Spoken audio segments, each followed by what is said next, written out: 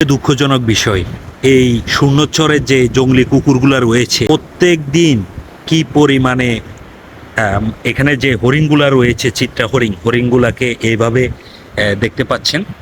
পিছনের অংশ কামড় দিয়ে প্রথম তাকে আঘাতপ্রাপ্ত করার পরে তারপরে যখন হরিণটা মারা যায় তখন এখানকার কুকুর এবং শিয়ালগুলা এইভাবে বড় বড় হরিণগুলাকে প্রতিনিহিত হরিণগুলাকে এইভাবে মেরে ফেলছে।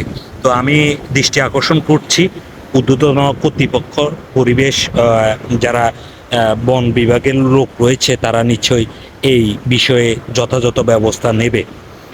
দেখতে পাচ্ছেন অনেক বড় একটা হরিণ।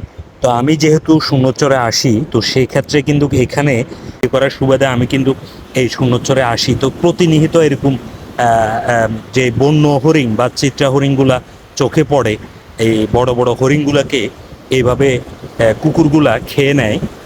তো বিশেষ করে এই কুকুরগুলা থেকে হরিণগুলাকে রক্ষার্থে আশা করি পরিবেশ ও বন বিভাগের যারা রয়েছে কর্মকর্তা বা কর্মচারীরা রয়েছে তারা যথাযথ এটার ব্যবস্থা নেবেন।